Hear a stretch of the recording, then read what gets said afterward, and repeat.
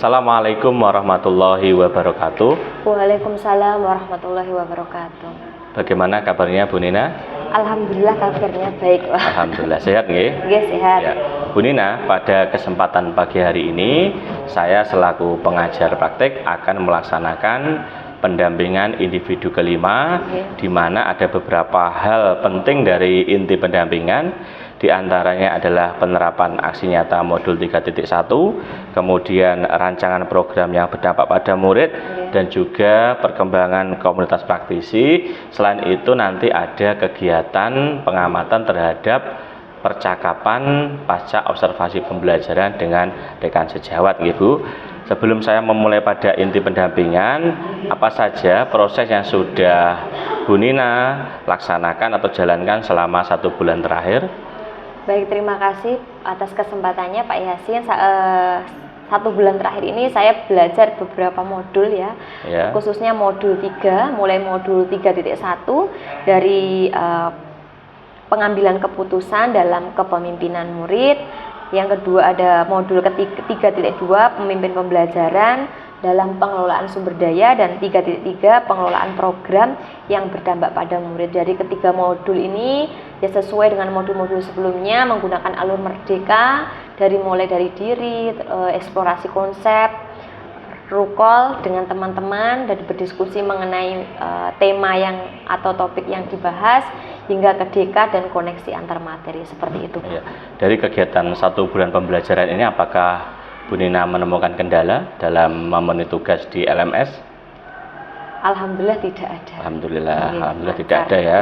Yang jelas saya mengucapkan terima kasih karena selama pembelajaran daring Bu Nina sudah berbagi praktek baik dengan teman-teman CGP yang lain ya. Bu Nina, kita masuk pada kegiatan inti pendampingan. Yang pertama adalah terkait dengan penerapan aksi nyata modul 3.1 ya Bu ya.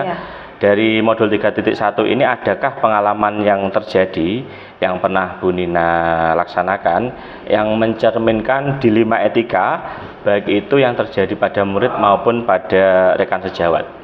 Baik, untuk kasusnya sendiri pasti banyak ya Pak. Saya pilih salah satu. Salah satu saja. Saya pernah itu dulu ketika belum mempelajari tentang pengambilan keputusan ini, saya masih bingung ini bagaimana maksudnya, ini termasuk dilema etika atau bujukan moral seperti itu. Nah, ini kasusnya adalah dari murid saya sendiri.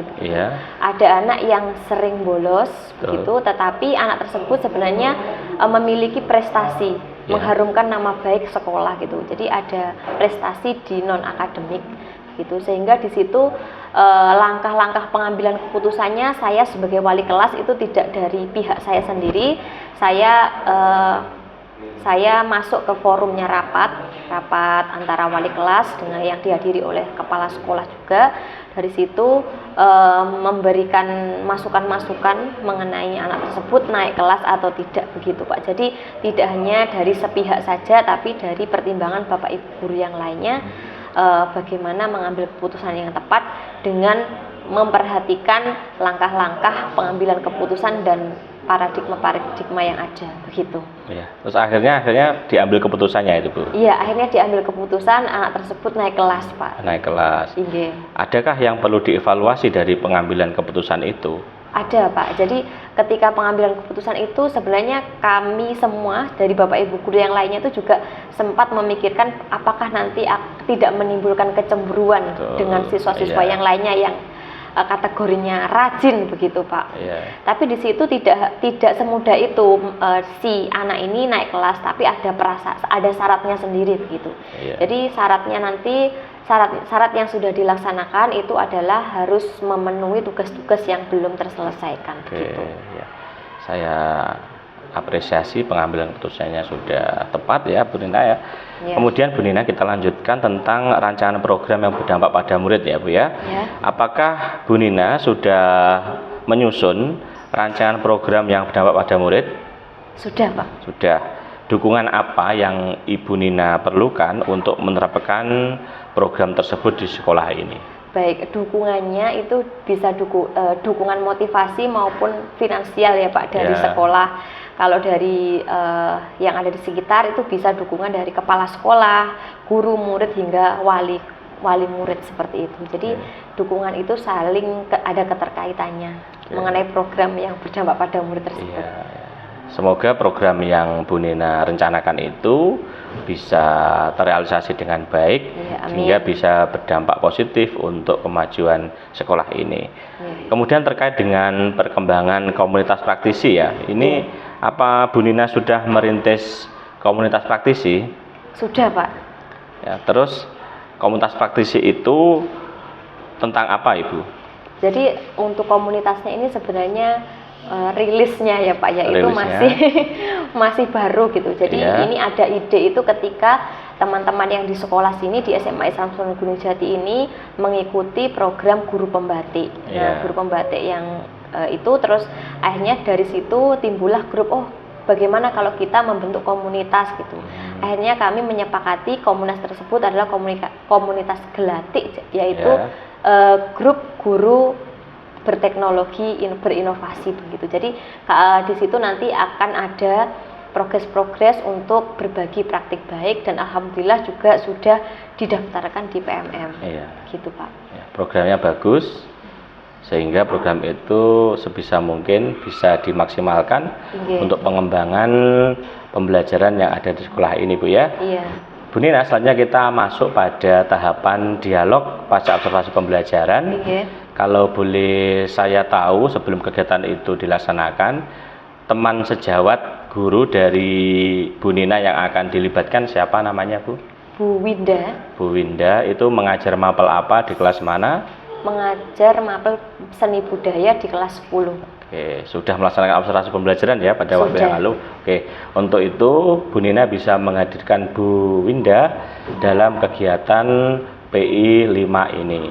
Saya serahkan untuk bisa menghadirkan Bu Winda. Terima kasih Pak. Assalamualaikum warahmatullahi wabarakatuh. Waalaikumsalam warahmatullahi wabarakatuh. Baik, perkenalkan nama saya Nina Nuraini sebagai calon guru penggerak angkatan 11. Pada kesempatan kali ini saya ditemani oleh Bapak pengajar praktik Bapak Muhammad Yasin dan beserta rekan sejawat saya Ibu Nuzul Aswindari selaku guru mata pelajaran seni budaya di SMA Islam Sunan Gunung Jati.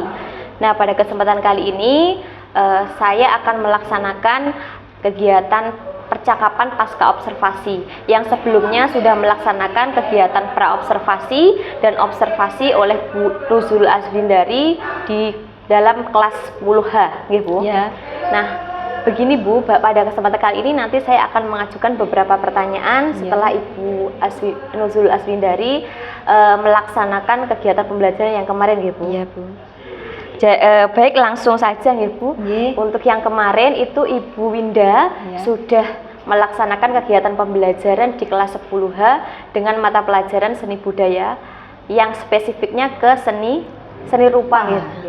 Bagaimana Bu Winda perasaannya setelah melaksanakan kegiatan pembelajaran tersebut? Perasaan saya setelah memberikan pembelajaran kemarin cukup senang karena anak-anak bisa menerima pembelajaran saya berikan sesuai dengan tujuan pembelajaran yang sudah saya sampaikan kepada anak-anak. Baik, tujuan pembelajaran yang kemarin itu berkarya seni rupa 2 dimensi, Bu. Teknik berkarya seni rupa 2 dimensi. Teknik berkarya seni rupa 2 dimensi. Baik. Mohon bisa diceritakan Bu, kemarin tuh area pengembangan yang dikembangkan itu apa dan bagaimana tahapan-tahapannya? Iya Bu Nina. Area pengembangan yang saya lakukan kemarin ada 2. Yang pertama yaitu menciptakan pembelajaran yang nyaman.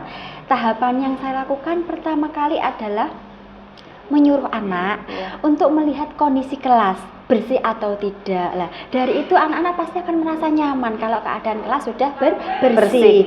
Yang kedua, area pengembangan yang kedua yaitu menggali bakat minat anak lewat berkarya. Berkaryanya itu anak-anak menggambar karya seni rupa 2 dimensi lewat media kertas. Jadi anak-anak saya bagi kelompok Bu Nina. Awalnya anak-anak saya berikan contoh lewat PowerPoint.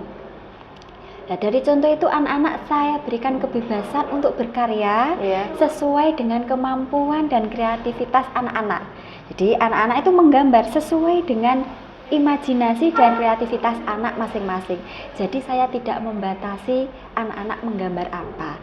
Cuma saya membatasi anak-anak terkait teknik yang digunakan dalam menggambar karya tersebut. Iya, baik. Terima kasih, Bu. Iya. Berarti memang iya benar sekali. Yang nomor satu itu harus nyaman dulu, Iya, ya. Kalau betul. anak nyaman, nanti anak-anak juga akan nyaman untuk belajar. Iya. Tadi area pengembangan selanjutnya yaitu bagaimana menggali potensi anak Betul. dalam keterampilan menggambarnya Iya. itu. Nah, kemarin dari hasil pengamatan saya sendiri ketika saya observasi di dalam kelasnya Bu Winda itu, memang di situ Bu Winda sudah menerapkan pembelajaran berdiferensiasi maupun PSE gitu. Itu terlihat ketika Bu Winda membebaskan anak, memberikan pilihan kepada anak untuk menggambar sesuai dengan kreasi mereka masing-masing begitu. Dari situ mereka nanti bisa mengimplementasikan ingin menggambar seperti apa begitu. Nah, tadi area pengembangan yang ingin ditekankan lagi oleh Bu Winda itu adalah teknik menggambar, teknik menggambar karya 2 dimensi. Nah, itu Pak ada beberapa tahapan kemarin yang sudah dijelaskan oleh Bu Winda. Lalu menurut Bu Winda sendiri, apakah sudah bisa dikatakan berhasil proses pembelajaran Bu Winda yang kemarin itu? Nah, kalau menurut saya berhasil itu berhasil iya, tapi masih ada hal yang perlu saya perbaiki dalam pembelajaran kemarin, Bu Nina. Iya, mohon maaf untuk hal yang ingin diperbaiki itu apa ya? Mungkin ada kendala apa ketika proses pembelajaran kemarin, Bu? Kalau kendala itu kurangnya kreativitas anak dalam menggambar. Mungkin saya akan melakukan tindakan itu dalam pembelajaran berikutnya. Anak-anak akan saya ajak keluar kelas untuk memancing kreativitas anak lebih baik. Kalau di dalam kelas itu biasanya kan kreativitas anak terbatas ya Bun. Itu menjadi salah satu kendala. Jadi kendalanya saya ulangi lagi, yang pertama adalah kurangnya kreativitas anak disebabkan karena kondisi kelas yang terbatas. Itu Bu Nina.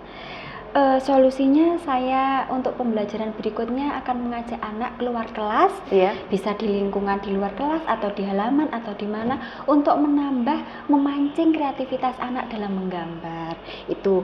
Terus solusi yang kedua, saya akan memberikan reward atau penghargaan anak.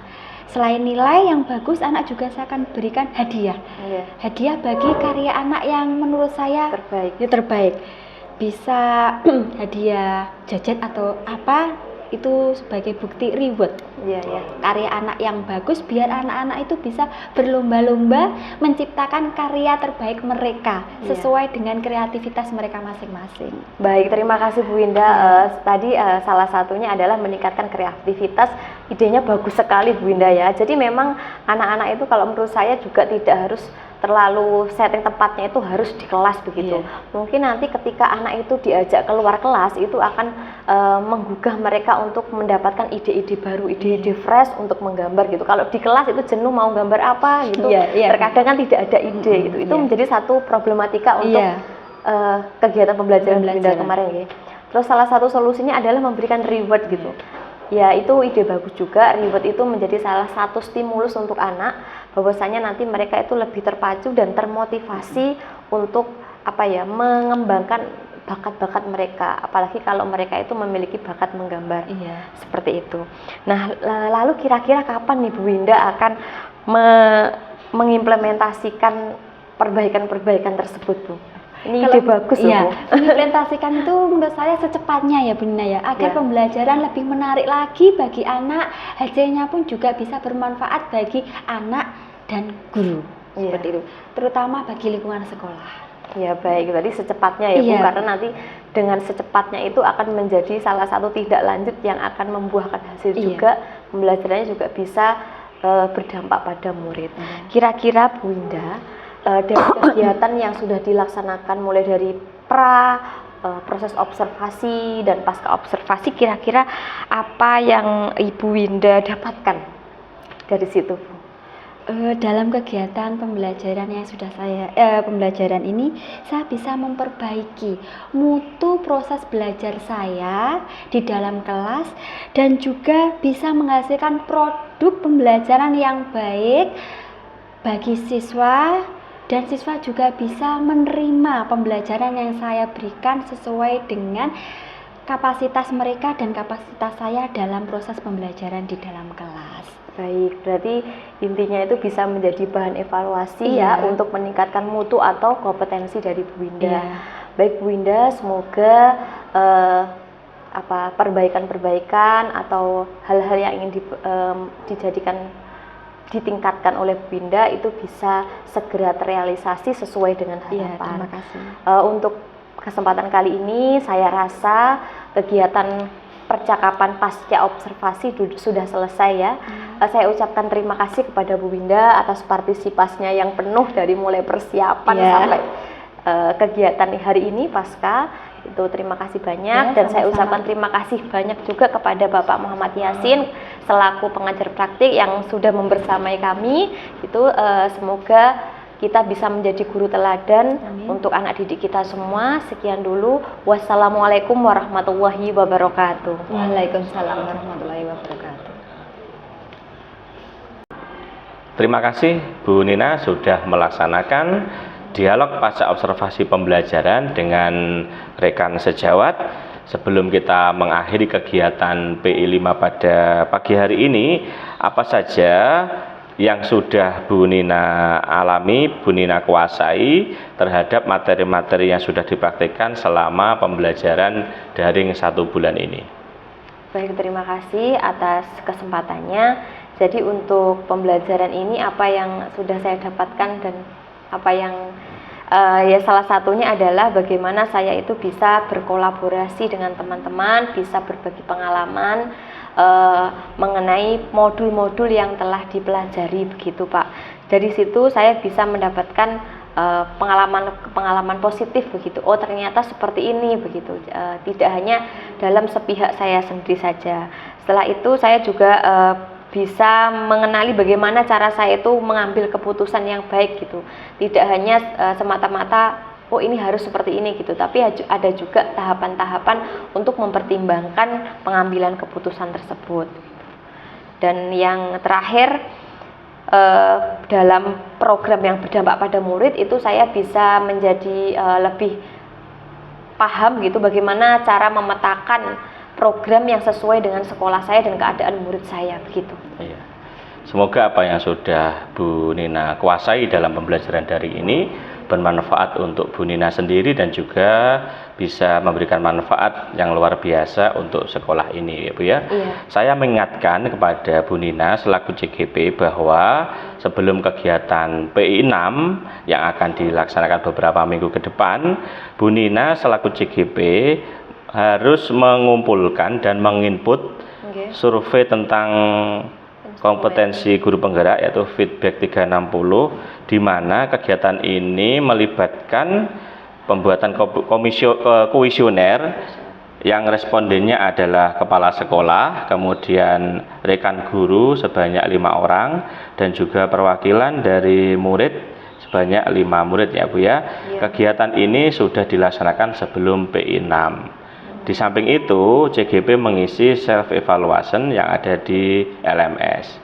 Pada satu sisi juga, Bu Nina melaksanakan diskusi pemetaan aset, yang ini juga dilaksanakan sebelum PI 6, di mana ketika diskusi pemetaan aset ini melibatkan aktor atau mengundang aktor, yaitu kepala sekolah, kemudian rekan guru, kemudian murid, dan orang tua ataupun dari perwakilan tokoh setempat yang dilibatkan dalam kegiatan diskusi pemetaan aset ini ya. Jangan lupa untuk membuat notulen hasil diskusi dan mengambil foto kegiatan Ibu ya. Nah, semua kegiatan ini dilaksanakan sebelum PI 6 ya. Sebelum kegiatan ini PI 5 ini diakhiri, ada yang ingin Ibu Nina sampaikan?